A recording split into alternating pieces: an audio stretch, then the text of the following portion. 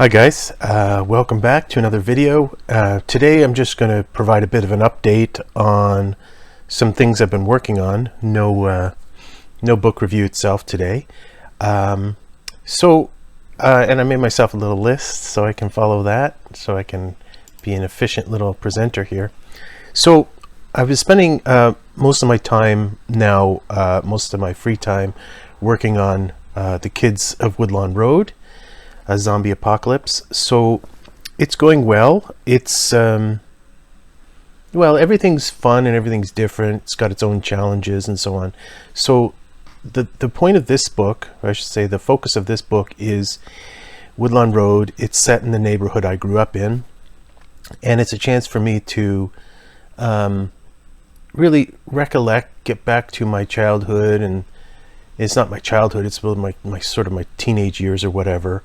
I'm not a character in the book, but there's pieces of me in there, and there's pieces of many of the people I've known, friends, neighbors, and so on. And it's a fun experience in that it permits me to get back and look at that time, which is not something I've done a lot of over the last, say, 30 years. I guess it was sparked by me going home on vacation there a few weeks ago, and I started thinking about the possibility and all that. So it's going along fairly well. I'm about, I don't know, page 40 or something. And the way I set up my file now, I don't set it up in like a regular Word file of, a regular letter size page. I set up my files, my Google documents, with the parameters of the book, So I guess it's like 5.5 inches wide and 8.5 inches tall.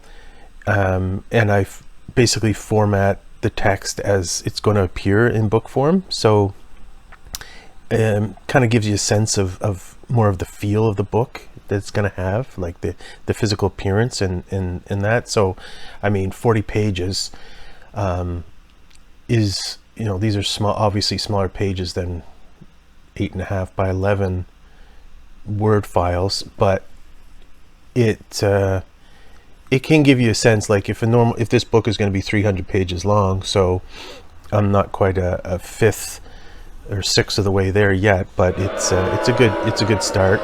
And I think starting books is probably the hardest part. You do most of your thinking at the start, so and then as time goes on, you kind of craft. You've got what you want in your mind, and you just have to craft the words to progress that way. Not that there aren't changes along the course of things. Of course there are.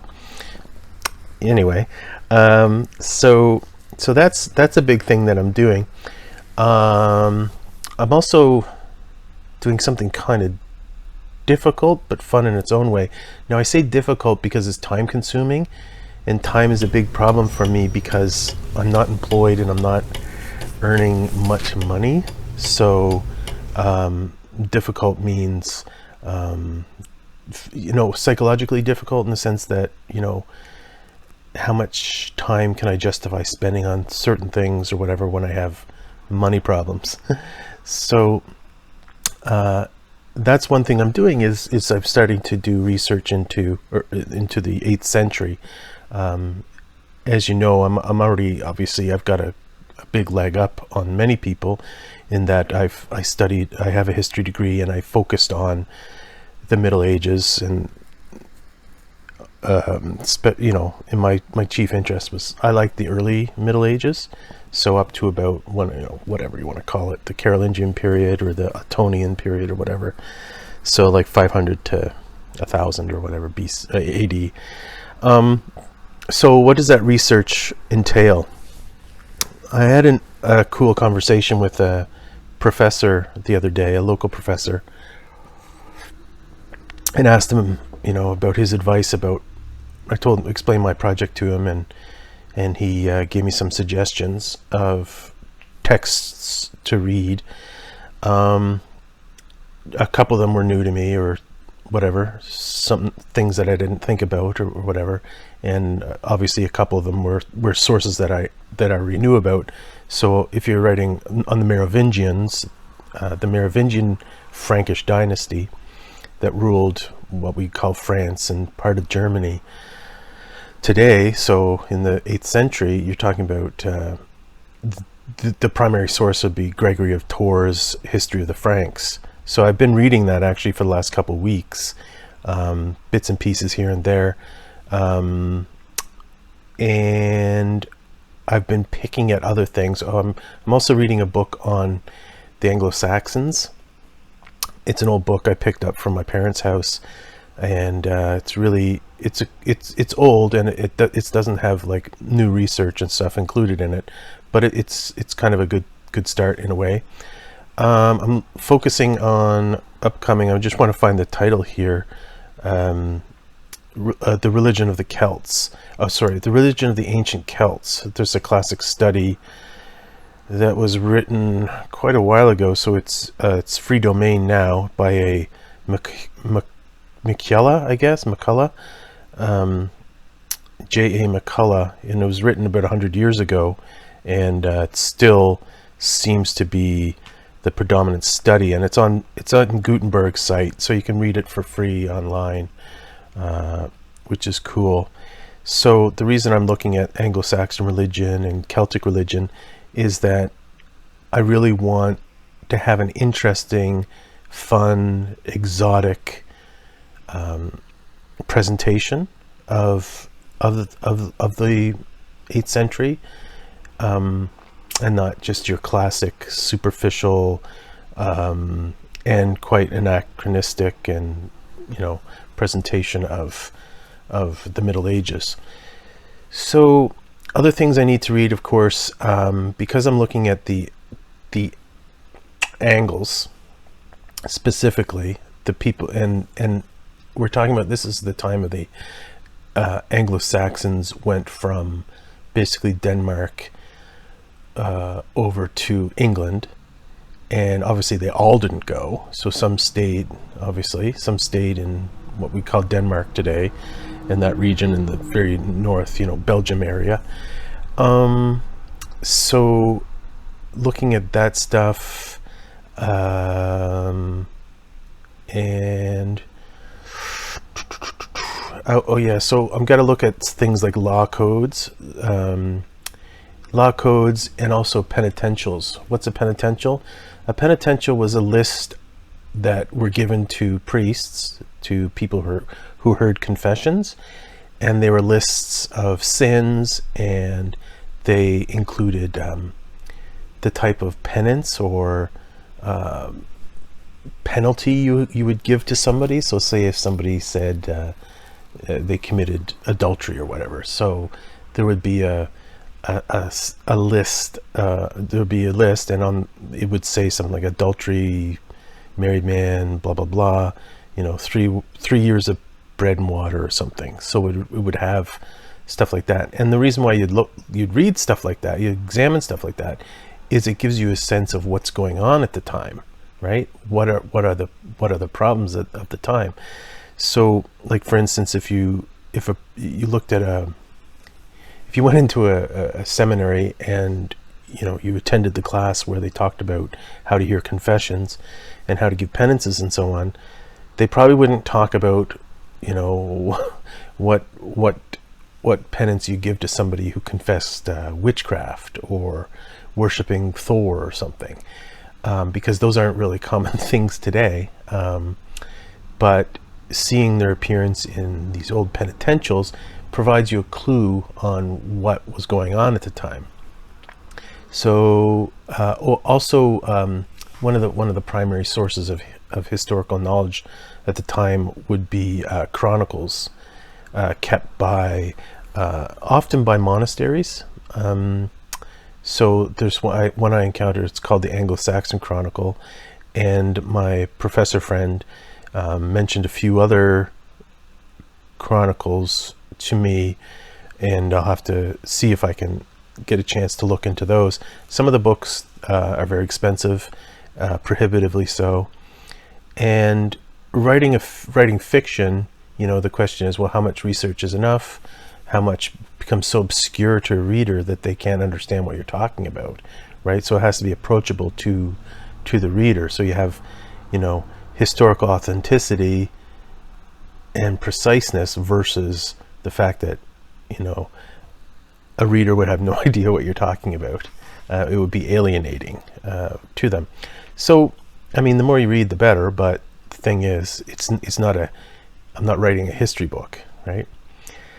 Oh, what else? Oh, yeah. So if you follow me on Facebook and Twitter, you will have seen that I'm messing around with the cover to Go Out From Us. So right there. I don't love that cover. It was just sort of what I was. It was one of the stock things that was available on Amazon at the time, and I've decided now to try and make my own. Am I artistically gifted? Not that much, but I'm okay gifted. So I started doing it in pen and like pencil crayon and so on. And because I have such a low quality camera and all that stuff, it wasn't good. It wasn't coming out well. But I uploaded it anyway, and I'm not very pleased with the result. So I started doing it in oil. So I'll just show you what I've got so far. And if you've read the book, you can get a sense of the scene that I'm describing here. And it's only half complete, but I'll let you have a look-see. So, sorry there. So it's coming along okay.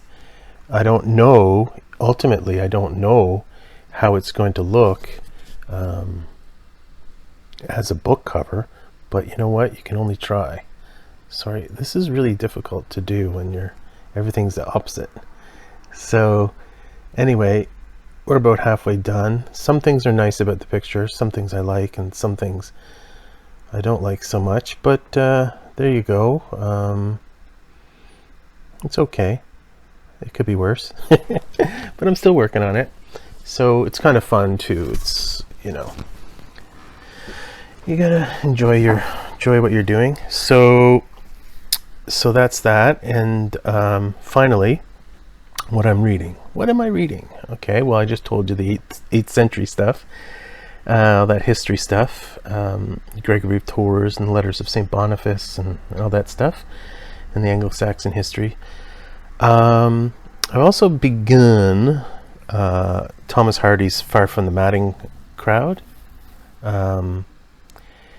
It's pretty cool. So far, so good. Like, I think I'll really enjoy it as I make some progress through it. But anyway, so there you go. Just trying to think of what else I've been doing, but that's about the size of it. Was looking at Turner paintings last night. Oh my gosh, so beautiful. If you know Turner at all, so yeah, take a look. It's just so beautiful and inspiring. And before I should go, I see there, that's, I don't know if you can see it well, but it says first grade diploma. When my 7-year-old saw me put my book cover up there, she thought that was interesting, and then she put her thing up there. So in case you're wondering what that is, that's what it is. And I suppose when I'm finished the cover of painting, I'll put it behind me too, and that'll be a good back visual or whatever. So anyway, I hope you guys are doing well today. Overcast here in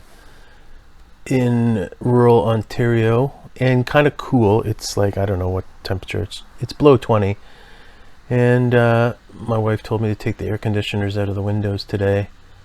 I usually get my 20-year-old to do that, but he's away at college, so I guess I have to do it. Dun, dun, dun, dun. I'll put some sound effects in the background here to show my disappointment. Anyway, guys, if you could support me on Patreon or PayPal or whatever, direct email money transfer, whatever, that would be amazing. I'm starting to think about things I can do for Patreon. Like I've put I put material on Patreon, but I haven't put anything just for sponsors. And I was thinking, well, maybe it would be a good idea to put something like really kind of controversial on there, that stuff you wouldn't necessarily want to spread far and wide, but your self-selecting audience might find that interesting, whatever. So maybe we'll do that. Anyway, I really appreciate all your support, guys. It's amazing. It's encouraging. It's difficult to be a writer, unless you're famous, I guess. It's difficult to be a writer. You have to be very self-motivated and all that stuff. But anyway, I really appreciate you guys and your coming and viewing my videos and reading my book online and ordering copies. It's amazing. Thank you so much. Take care, guys.